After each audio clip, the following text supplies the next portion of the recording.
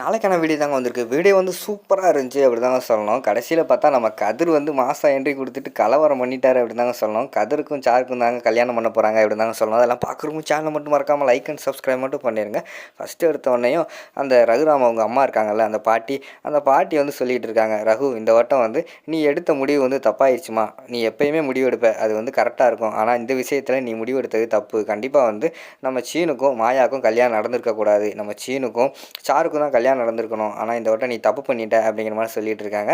அவருக்கு என்ன பேசுறதுனே தெரில. ஆல்ரெடி வந்து மாப்பிள்ளை வீட்டுக்காரங்க வேற வந்து ரொம்ப அவமானப்படுத்திட்டாங்க. இப்போ இவங்க வேற இப்படி சொல்லிட்டு இருக்காங்க, அம்மா வேற அப்படின்னு சொல்லிட்டு அவர் அமைதியாகவே இருக்காரு.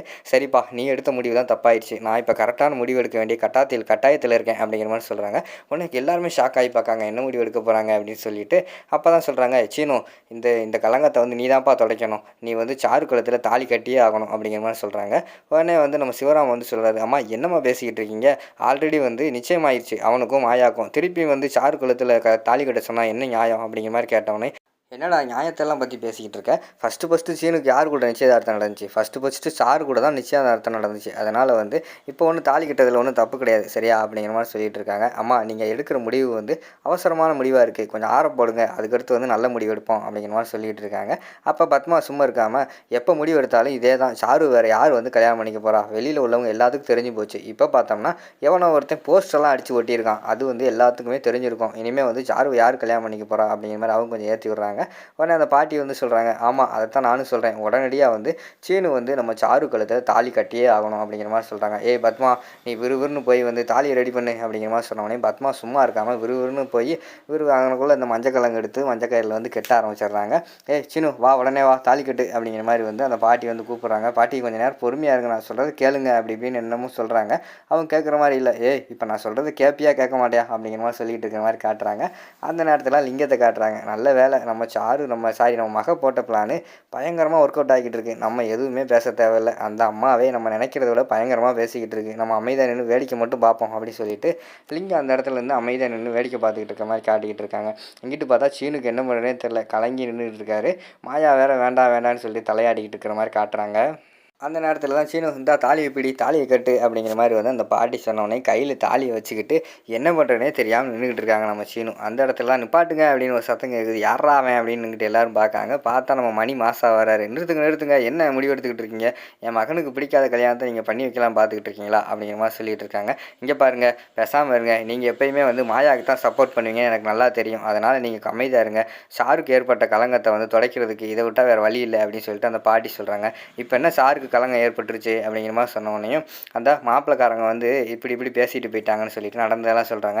இப்போ என்ன, சாரு வந்து வேறு யாருமே கல்யாணம் பண்ணிக்க மாட்டேங்காங்க அப்படின்னு சொல்லிட்டு சீனுவை கல்யாணம் பண்ணி வைக்க பார்க்குறீங்களா? சீனுக்கு வந்து விருப்பம் இருக்கா இல்லையா நீங்கள் கேட்டிங்களா அப்படிங்கிற மாதிரி சொல்கிறாங்க. உடனே பத்மா சொல்கிறாங்க, ஏங்க ஃபஸ்ட்டு சாரு கூட தானே சீனுக்கு நிச்சயதார்த்தமெல்லாம் நடந்து பத்திரிக்கையெல்லாம் அடித்தோம், இப்போ எப்படிங்க விருப்பம் இல்லாமல் இருக்கோம், நீங்கள் பேசாமல் இருங்க அப்படிங்கிற மாதிரி வந்து பத்மா சொல்கிறாங்க. இப்போ என்ன, அதாவது நம்ம சாரு கழுத்தில் தாலி கட்டுறதுக்கு ஒரு நல்ல பையன் வேணும், அவ்வளோதானே. என்கிட்ட இருக்கான் சூப்பர் பையன், நம்ம வீட்டில் இருக்கான் அப்படிங்கிற மாதிரி சொல்கிறாங்க. நம்ம வீட்லையா? யார் அது? சீனுவை தவிர நம்ம வீட்டில் எந்த பையன் இருக்கான் அப்படின்னு சொன்னோடனையும் மாப்பிள்ளை வாயா அப்படிங்கிற மாதிரி சொல்கிறாங்க. உடனே டக்குன்னு பார்த்தா நம்ம அங்கிட்டிருந்து நம்ம இவர் வராரு. கதிர் வந்து மாசா என்ட்ரி கொடுக்காரு. எல்லாருக்குமே ஷாக்கு, என்ன இவன் வரான்னு சொல்லிட்டு எல்லாருமே பார்த்துக்கிட்டு இருக்காங்க. வந்தவொடனே நீங்கள் கேட்டிங்கல்ல மாப்பிள்ளை இவர் தான் அப்படிங்கிற மாதிரி சொல்கிறாங்க. என்னது கதிரா? கதிரெல்லாம் எப்படி ஒத்து வருவார் அப்படிங்கிற மாதிரி வந்து லிங்கம் வந்து சொல்கிறாரு. நீங்கள் 1000 இருந்தாலும் அவர் வந்து வேறு வீட்டு பையன் அப்படிங்கிற மாதிரி சொல்கிறாங்க. என்னது வேறு வீட்டு பையனா? என் மச்சானோட தங்கச்சி பையன், அவனும் இந்த வீட்டில் ஒரு அங்கம் தான். இந்த வீட்டில் சீனு எப்படியோ அதே மாதிரி தான் மாப்பிள்ளை கதிரும். அதனால் கதிர் வந்து தாலி கட்டுறதுக்கு ரெடியாக இருக்கார் அப்படிங்கிற மாதிரி சொல்லிட்டு இருக்காங்க. உடனே ஃப்ளாஷ்பேக் காட்டுறாங்க. அதாவது கதிர் வந்து வெளியில் போய்கிட்டு இருப்பார். அந்த நேரத்தில் வந்து நம்ம மணி வந்து கதிர் எங்கே போகிற அப்படிங்கிற மாதிரி கேட்டவனையும் சும்மா வெளியில் போகிறேன் மாமா அப்படிங்கிற மாதிரி சொல்கிறாங்க. நாளைக்கு எதுவும் உனக்கு வெளியில் வேலை இருக்கா அப்படிங்கிற மாதிரி கேட்காங்க. ஆமாம் மாமா, ஒரு ஆளை பற்றி தெரிஞ்சுக்கணும், பக்கத்தூர் வரைக்கும் போகிறேன் அப்படிங்கிற மாதிரி சொன்னவனையும் அந்த வேலையை கொஞ்சம் ஓரமாக போடு, நாளைக்கு எனக்காக ஒரு விஷயம் பண்ணு அப்படிங்கிற மாதிரி சொல்கிறாங்க. என்னாச்சு அப்படிங்கிற மாதிரி கதிர் கேட்டவனையும், உங்கள் சித்தியோட நடவடிக்கையே சரியில்லடா, அவ வந்து ரொம்ப சந்தோஷமாக இருக்கா அப்படிங்கிற மாதிரி சொல்கிறாங்க. எனக்கு ரொம்ப சந்தோஷமாக இருக்காங்களா? அவங்களுக்கு வந்து மாயாவுக்கும் சீனுக்கும் கல்யாணம் நடக்க போதில்ல, அதனால தான் அவங்க ரொம்ப சந்தோஷமாக இருப்பாங்க போல் அப்படிங்கிற மாதிரி சொல்கிறாங்க. இல்லைடா, அவளை பற்றி எனக்கு தெரியாதா? இத்தனை வருஷமாக வந்து நான் கூட குடும்பம் நடத்திக்கிட்டு இருக்கேன். அவள் எப்படி எந்த நேரத்தில் என்ன பேசுவா எல்லாமே எனக்கு தெரியும். ஆனால் இந்த நேரத்தில் அவள் ரொம்ப சந்தோஷமாக இருக்கா, மாயாவை வந்து பயங்கரமாக கவனிச்சிக்கிட்டு இருக்கா. அதனால் வந்து நாளைக்கு ஏதோ பெரிய சம்பவம் பண்ண போகிறாங்கன்னு நினைக்கிறேன் அப்படிங்கிற மாதிரி சொல்கிறாங்க.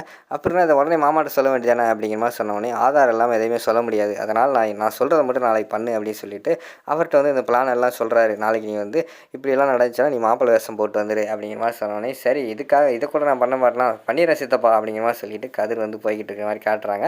இதெல்லாம் ஃப்ளாஷ்பேக் முடிஞ்ச உடனேயும் பத்மா வந்து சொல்கிறாங்க, ஏங்க எதுக்குங்க நீங்கள் இப்போ வந்து கதிர் வந்து சாருவை கல்யாணம் பண்ணுறதுக்கு விருப்பமாக இருக்கானாக்கும், அவனுக்கு விருப்பமில்லாத பையனை எப்படி கல்யாணம் பண்ணி வைக்கலாம் அப்படிங்கிற மாதிரி கேட்டவொடனே, அப்போனா சீனு விருப்பமாக இருந்தானா, சீனுவை மட்டும் கல்யாணம் பண்ணி வைக்க பார்க்குறீங்க அப்படின்னு நாக்கப்படுங்கிற மாதிரி கேள்வி கேட்காரு. வேறு அவங்களால ஒன்றுமே பேச முடியல, அமைதியாக இருக்காங்க.